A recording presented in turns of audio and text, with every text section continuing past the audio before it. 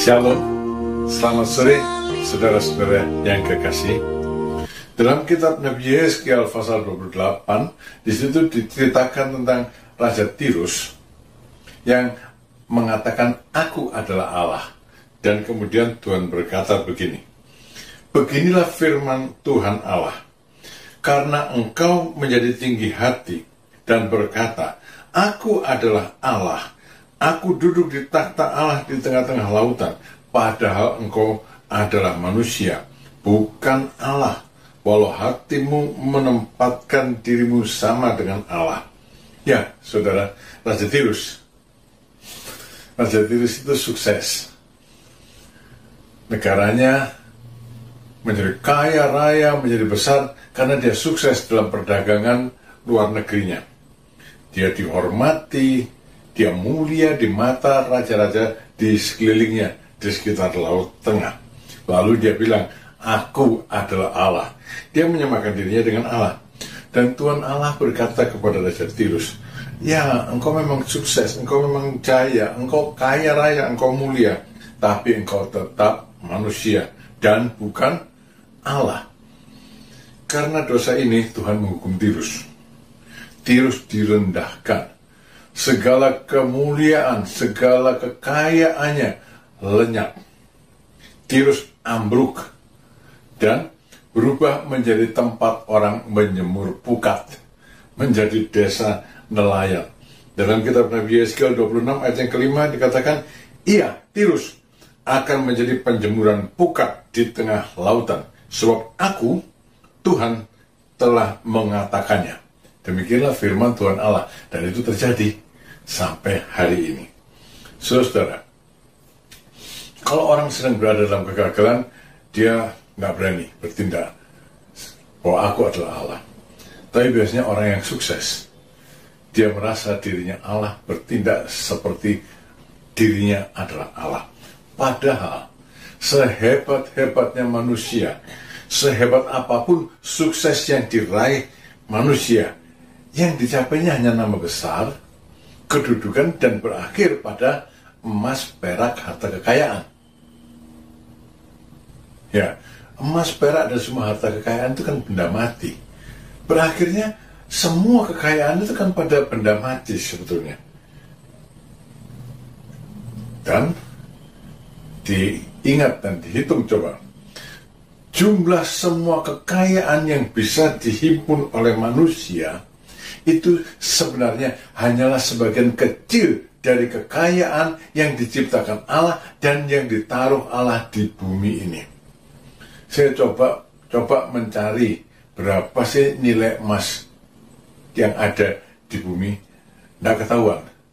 Mungkin diperkirakan sekitar 10.000 triliun dolar.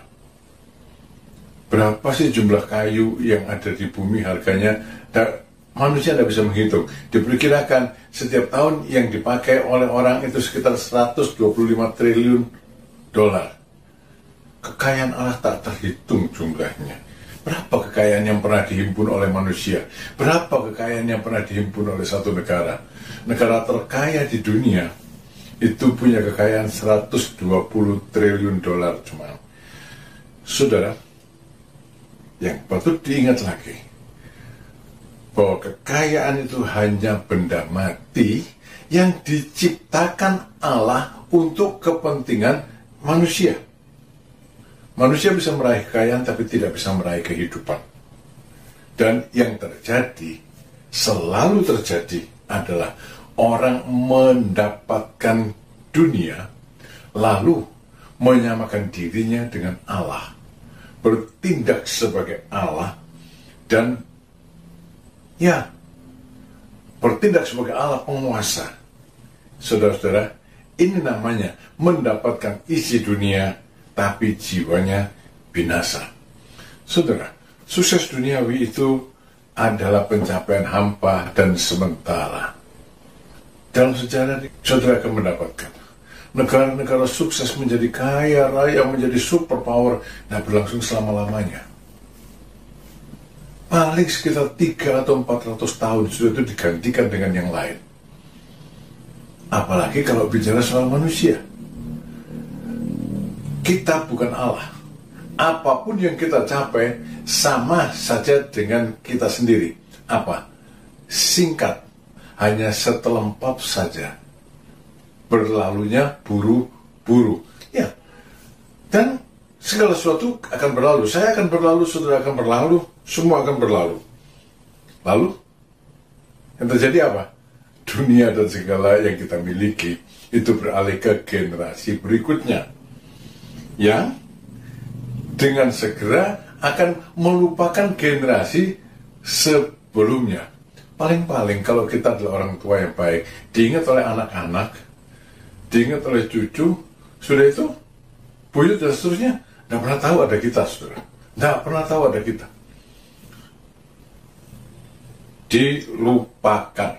Dilupakan oleh manusia. Setelah kita mati itu nggak apa-apa.